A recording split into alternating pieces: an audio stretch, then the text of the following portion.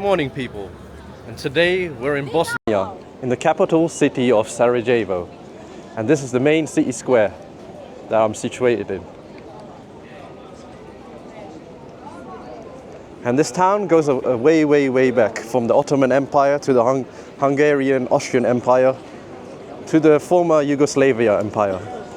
But let's start off from the beginnings. So Bosnia is known for, the city is known for their craftsmanship. So they got different crafts here, like smith making, shoe making. But the biggest thing that has remained here is copper making. And today we're going to explore how copper is being made and still being maintained till this day from the Ottoman Empire till this date. So follow me, guys, and let's explore this beautiful Sarajevo. So throughout the centuries, going from the 14th century, 1400s, they've been making copper. And throughout that time era, they have been making it better and better through different empires. So one of the biggest changes that took place was during the Ottoman Empire. And they came up of the methods of putting tin around the inside and copper around the inside. As you can see, most craftsmanship came from the hands. And if I squeeze this, it can't break. And normally, copper is a bendable object. So one thing I will recommend when you come to Sarajevo is visit these little high streets, because it's known for making copper making. So if you want to take home from Sarajevo, it's copper. And another thing that Sarajevo, well, Bosnia in general, is known for coffee making. So you can see there's a lot of coffee sets. So if you go home, take this with you. And the way of making coffee here is different, but that's for another video. All right, let's go and see how copper is being made, guys. So, like, it will, what's it called? Not dissolve. Evaporate, not evaporate. Melt. What's the right word? Melt. It will melt. Yeah. In time. Yeah. By time, like. Yeah, this is what I wanted to show you. So people on the video or on YouTube, do you know what this is? My friend, Mr. T, do you know what this is? This thing? What do you think it is? I don't know. What is it?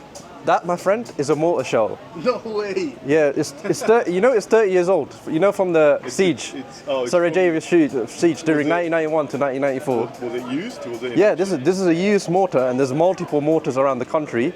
But now, and they repurpose it. Now they're reusing it for like water vase, like to put your plants in it, or like store water in it. That's now used for that. And here we got more bullets. And you want to see how it's made? In this shop. And this shop has been around here since the 1930s. All handmade. And here we can, you want to be in film?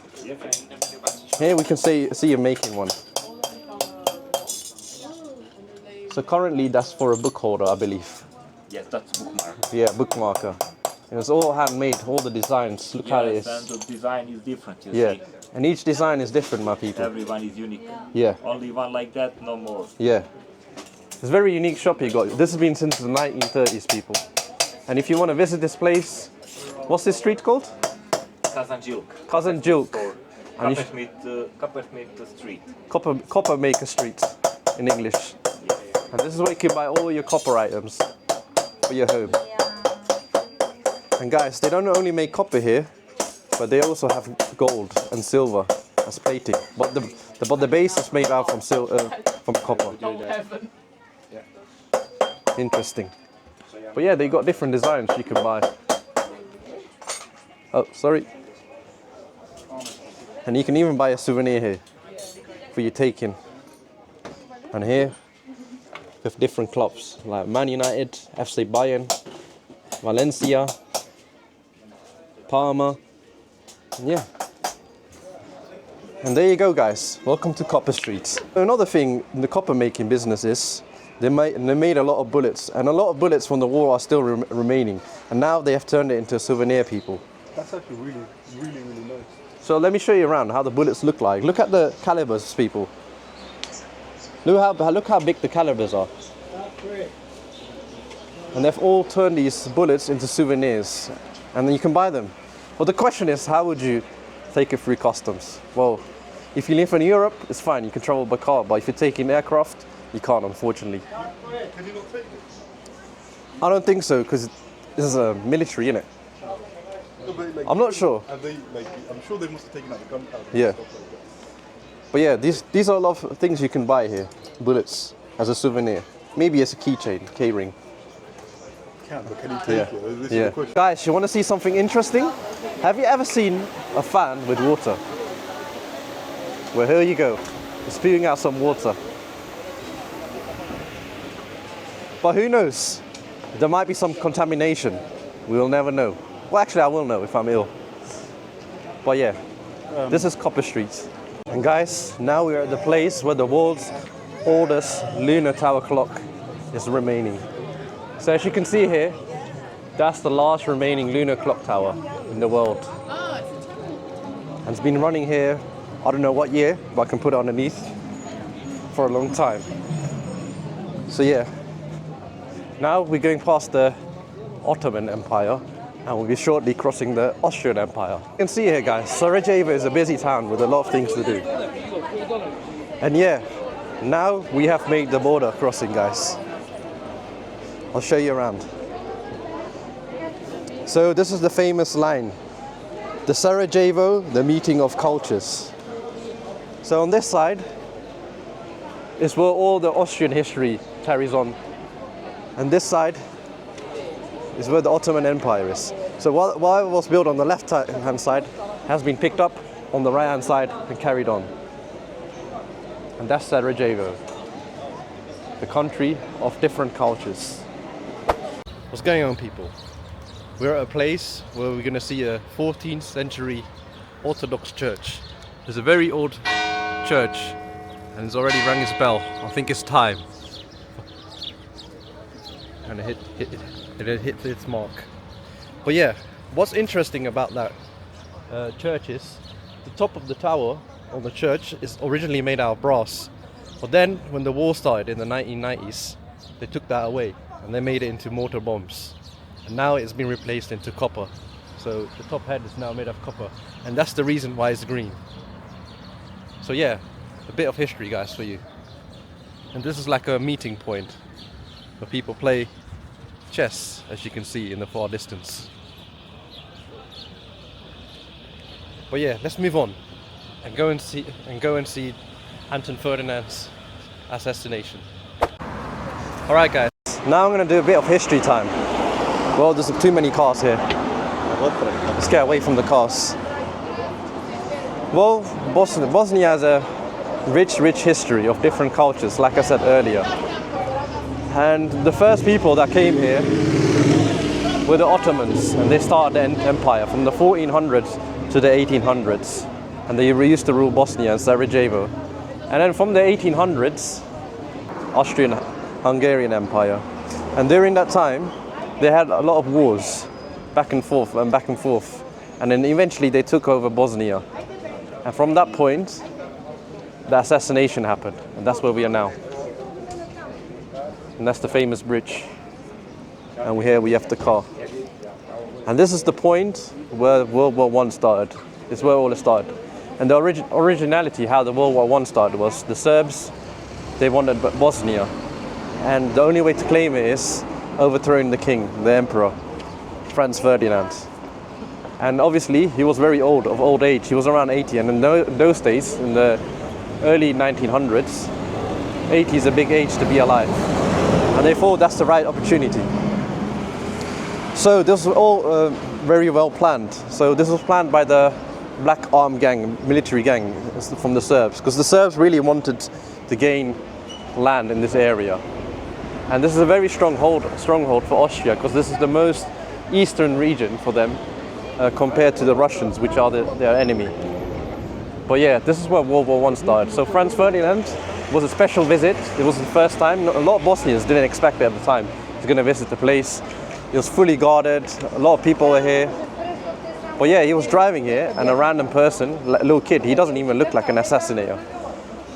He took a shot and Ferdinand got killed. Until this day, they still have the car here, where Franz Ferdinand originally drove. Well, he didn't drive, he was in, he was a passenger. And here you have it, the original car that he drove on this bridge.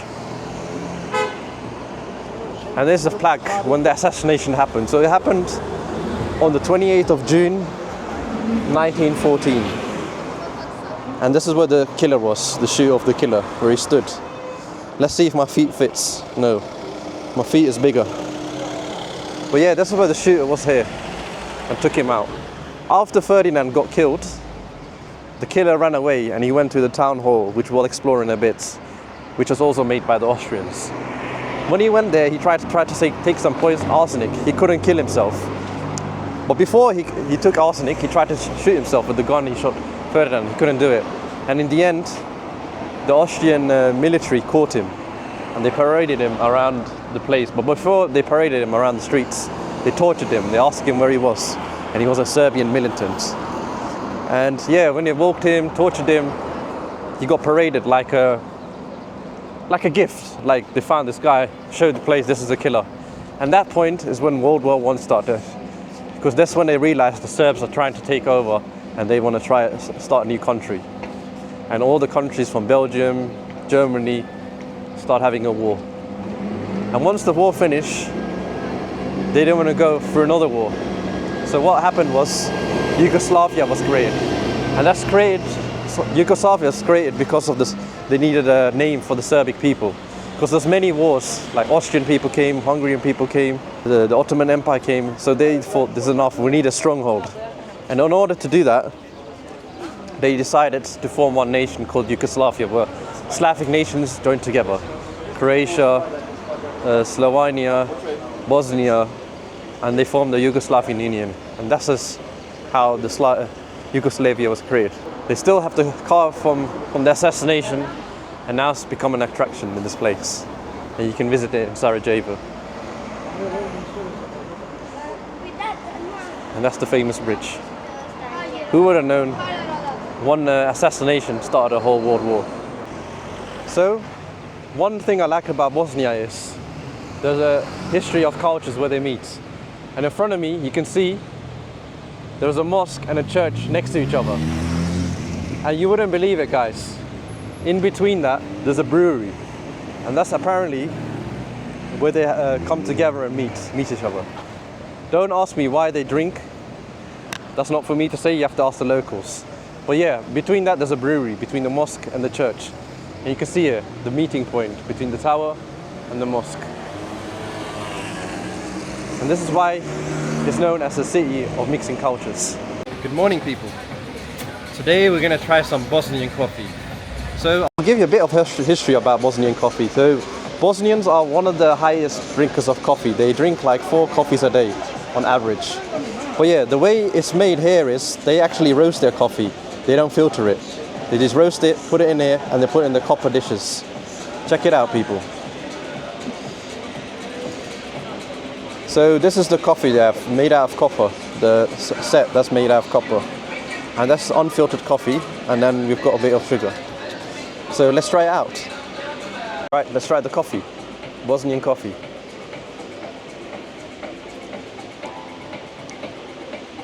Wow, it's very bitter, very unfiltered.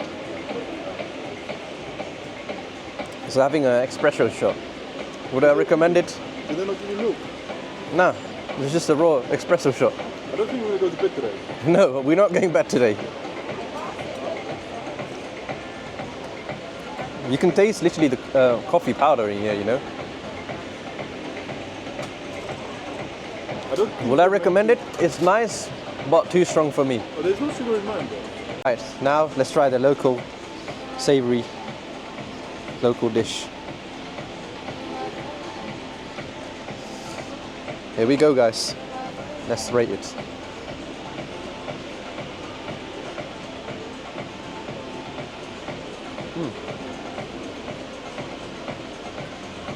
Not bad. It tastes like pastry on the outside and inside chocolate.